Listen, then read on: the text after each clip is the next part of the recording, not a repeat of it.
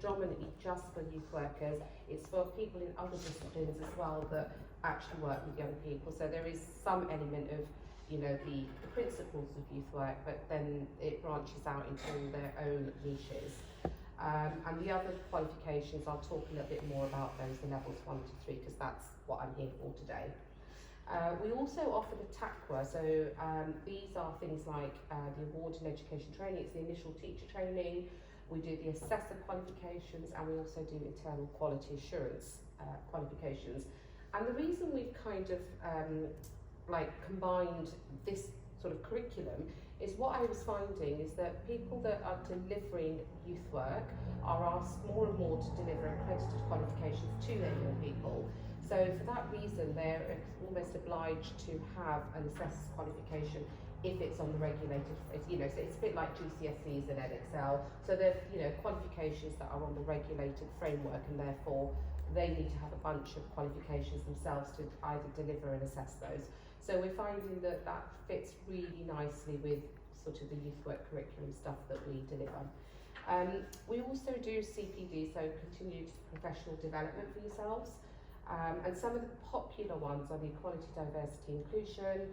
We've just done one last Monday for a whole board of trustees on unconscious bias, and that was a tailor-made programme. We do things like, you know, looking at British values and citizenship, and there's a whole host more of these. So you can follow us on MJA Training. I know we're trying to stay aware of social media, but MJA Training, we kind of put up stuff on that from time to time. We also offer quality assurance services. We know that it's a minefield when you're involved in this sort of work. So if anyone is delivering accredited qualifications and needs somebody to quality assure those, as you would be expected to from your awarding organisation, we can offer those services as well. We do the bespoke training programmes, like I've just mentioned, and we can help people with their curriculum development for work with young people. So that's a little bit about what we do, but I spoke with Betty. One of the other areas, and I hadn't put it on this because I didn't know how relevant it would be, but it appears that it might be, is that we also are accredited to deliver the Arts Award to young people, and we've got some stuff that you can do with very small children, you know, in primary, junior schools, and then leading all the way up to the level 3, which is sort of A-level standard. So we've got associates that can come out and deliver and support you in that delivery. So some of the strengths and why kind of, you know, people are coming to us is that the organisation is led by myself. I'm multidisciplined in that I have years of experience, about 3 decades of working with young people, but I also do a lot of teacher training, so I'm also a qualified teacher. And I am at the moment helping some of the secure establishments with their quality assurance. So I've got, you know, it's the 3-pronged kind of approach in terms of the teaching, the youth work and the quality assurance. It's a whole package. So I am the director of that company, and we have a bunch of staff that work with us. They all have very strong backgrounds in youth work and can absolutely relate really well to the plight of those working with young people and young people themselves. We've got something called direct claim status with our awarding organisation. If there's anyone that's familiar with the language of awarding bodies, that really is showing that we have sustained approval for the delivery of these qualifications and a really good track record of providing quality qualifications in youth work particularly, and the TAQA qualifications.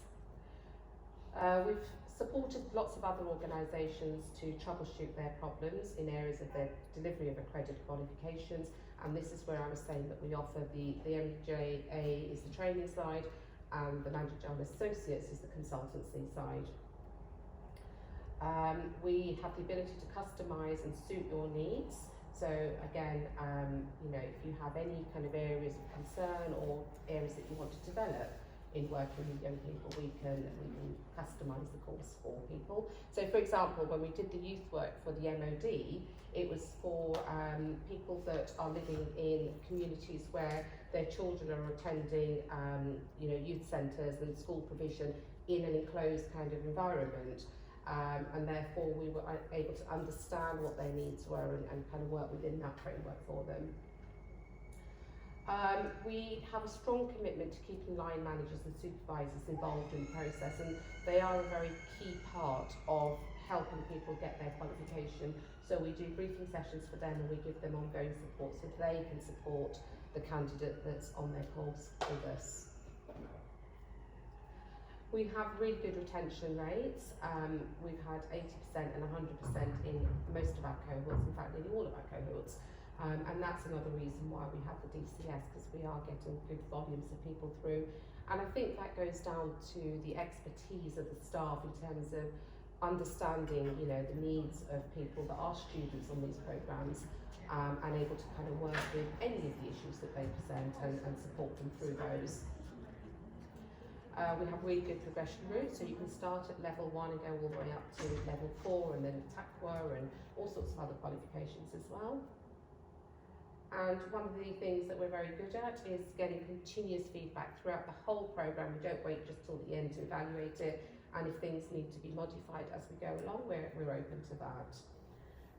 And a lot of our learners actually come through us from recommendations. We actually don't have a website. Now, somebody asked me just the other day, and so our web developer, who started the website before the pandemic, was quite unwell and has been unable to finish it. And they said to me, they said, you know what, you don't need a website these days because nobody really uses those.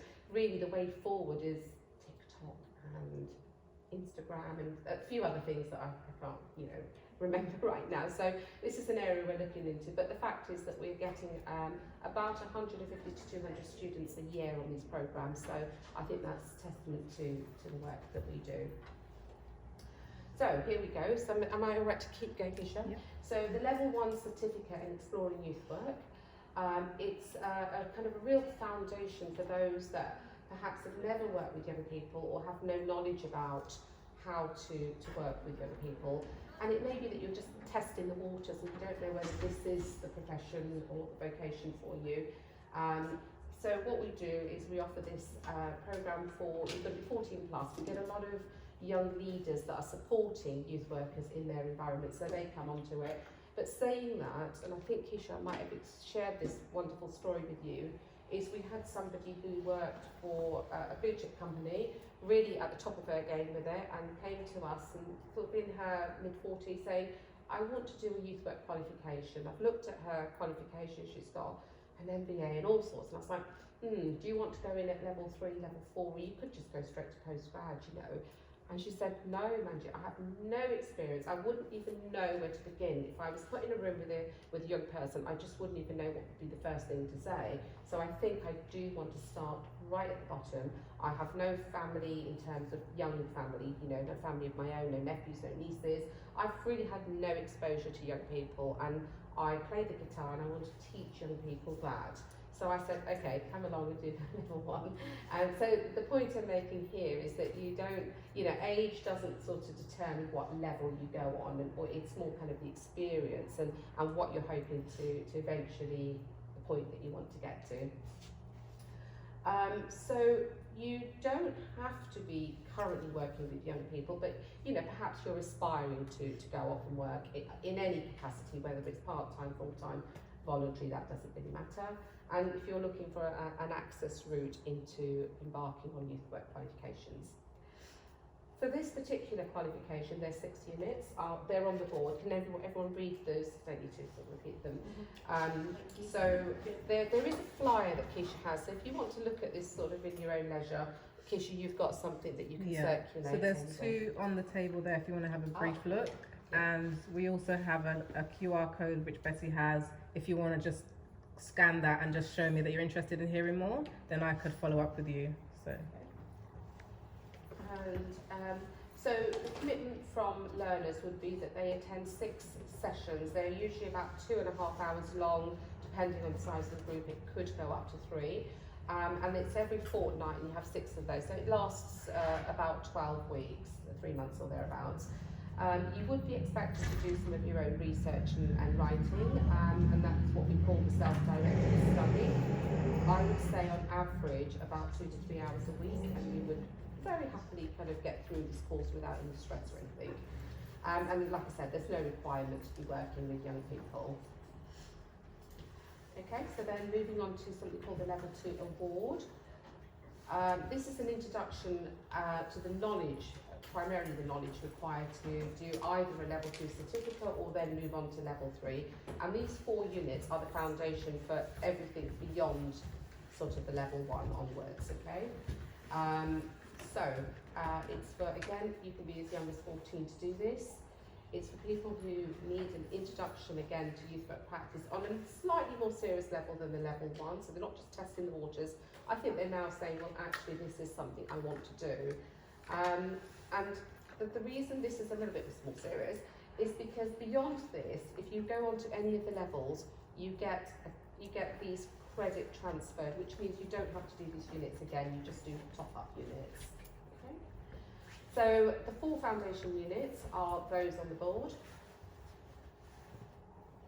And the commitment for this is usually 5 to 6 sessions, 3 weeks apart, because we feel you sort of need that time to do the assignments in between. We observe practice as well. It can also be done by your line managers or supervisors, and we get a witness testimony from them. So there's ways around how we do this. Again, 2 to 3 hours of study would be ample for this qualification. And it's really, you've got to be kind of already engaging with young people, even if it's on a really low level, but you need to have exposure to young people aged kind of 11 to 25. So beyond this, we have the Level 2 certificate.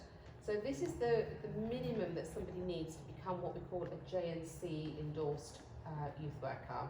So when you look at job adverts for youth workers, it might say JNC endorsed or JNC recognised.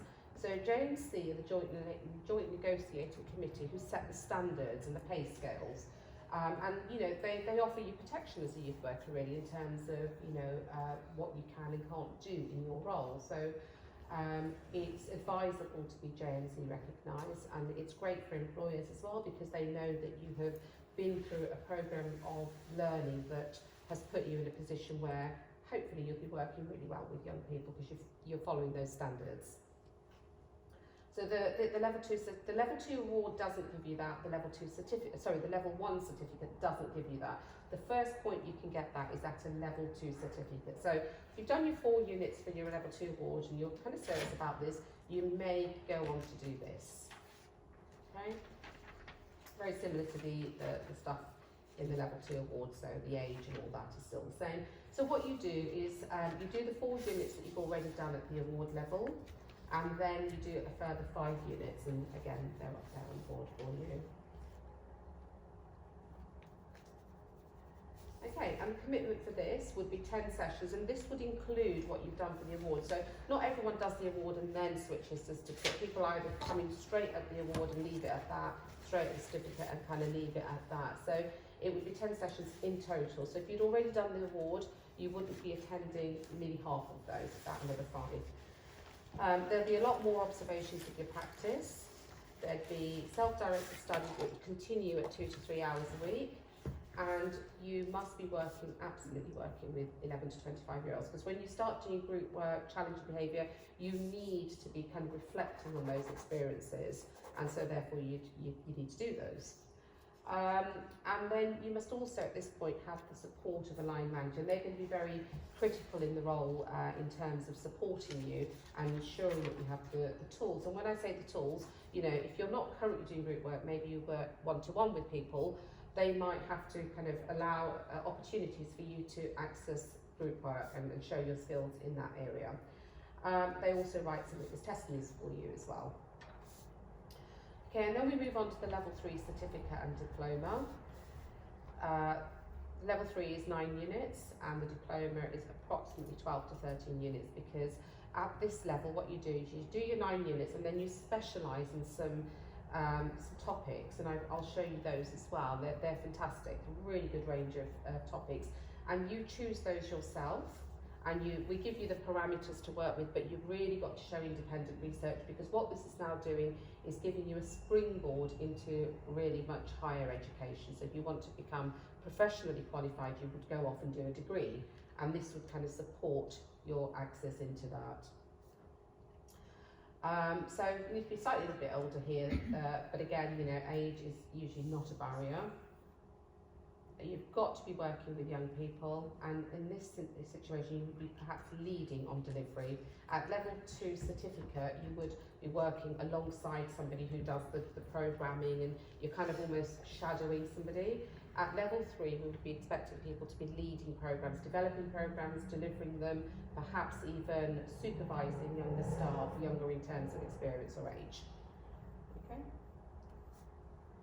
So again, the 4 foundation units that you've done at level 2 would count towards this, and then you do exactly the same units as the level 2, but they're pitched at a much higher level in terms of when we do group work, you'd be expected to do more group work sessions. When we're looking at reflective practice, we'd expect you to reflect on a much deeper level and using real models of reflection that are out there, so looking at a lot more theory.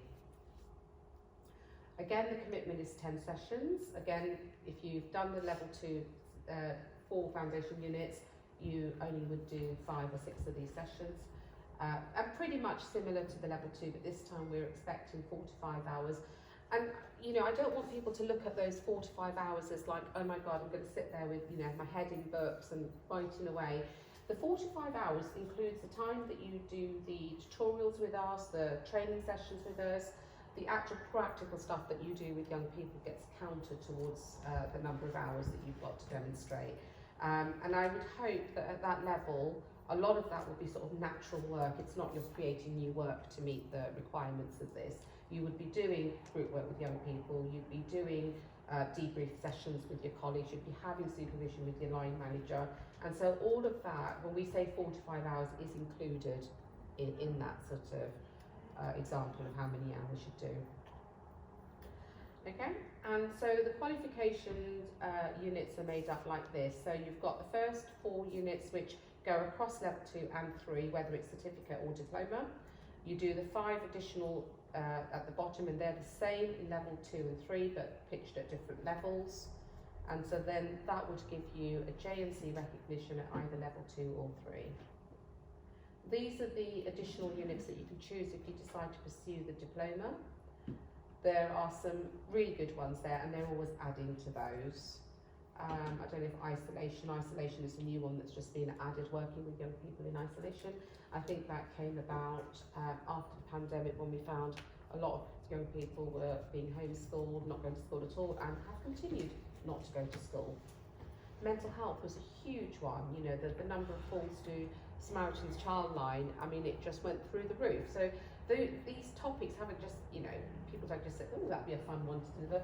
There's a lot of research that's gone into what's needed out there, and they're constantly adding to those. So as a diploma student, you would do your 9 units, and then you would select the units that either meet your needs in terms of your own growth, something you aspire to doing, perhaps now or in the future, or your organisational goals. So they might say, actually, we're moving towards more one-to-one work or working with homelessness, and they might ask you to do, especially if they're paid for it, they might ask you to do particular units. So that's how people decide which ones to do.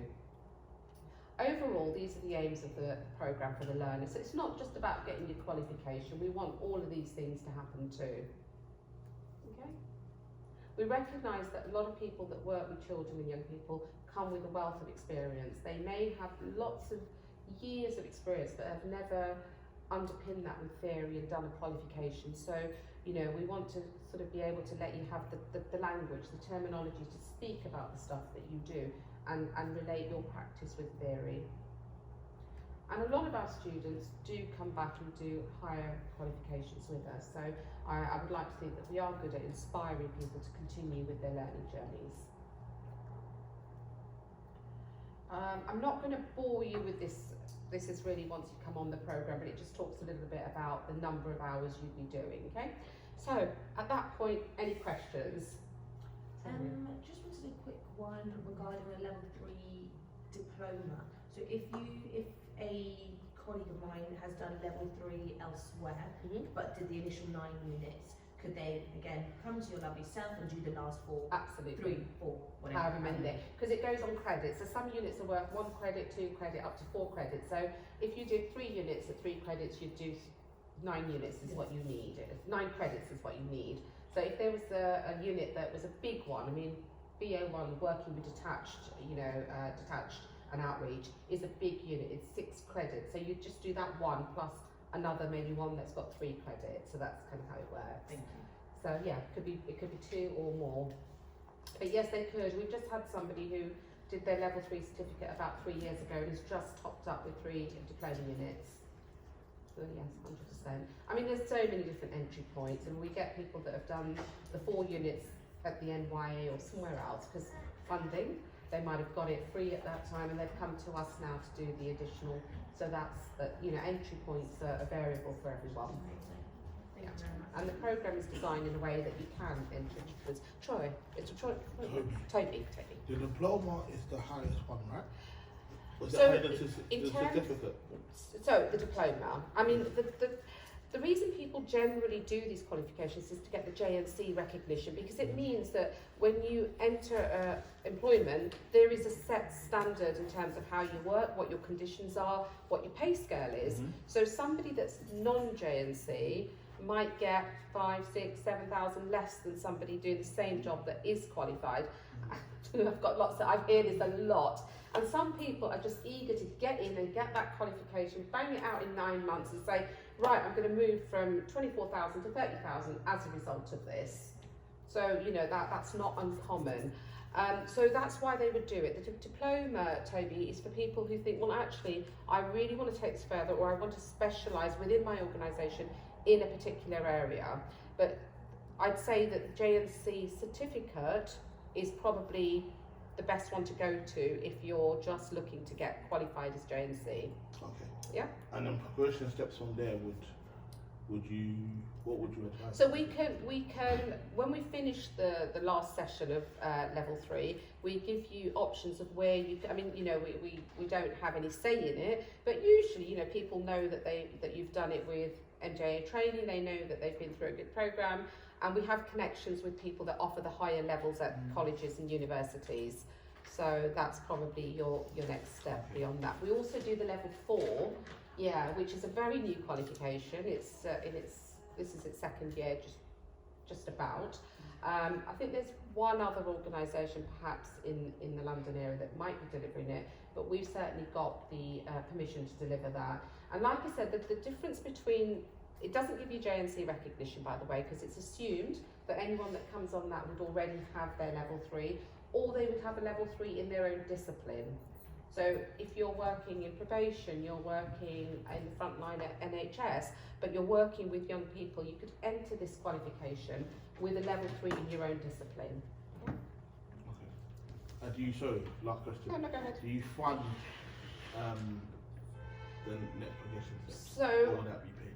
Right, so let me give you an example of these qualifications. So typically a level 3 would cost you, it varies, so sort of between £1,500 to £2,000. The diploma would cost you something like 18 to say 23,000. A level 2 would cost you around 14 to 16. Am I saying 1,000? I mean 100, yeah. And a level 1 could cost you anything from 500 to about 900. And this is the bit where Keisha, I think, needs to step in. I believe that there are some opportunities that are available to you all. So, Keisha, if you want to say a little bit more about that. So basically what has happened is we're partnering with MJ to offer you guys as Level Up members this training which is funded, which means you are not paying for it, or your organisation is not paying for it. So it's a big opportunity. Massive opportunity. It's quite expensive to go through, and we have 3 years of funding. So for example, you decided you wanted to start at the lower level and then over 3 years work your way up, you can do that, or if you want to start from level 2. So what I would like to do as a kind of call to action today, Betty's disappeared, but on her table over there, there's a QR code. Some of you have already done this. Just scan it and let me know you've got your expression of interest has gone out for this opportunity, and it closes on the 20th of this month. Some of you have already done it. If you're thinking about it, you're still maybe not sure, you heard something now, just express your interest. That way, when we're ready, we're going to see which people are interested in which level. Then we can offer you a package and say, okay, we're going to offer this level at this stage, or this level at this stage, and then you can hop on this. So please do, before you leave here. As a matter of fact, in a moment, I'm going to give you a chance to just wander over there now. We'll have a little indie music break. You're going to give me the track.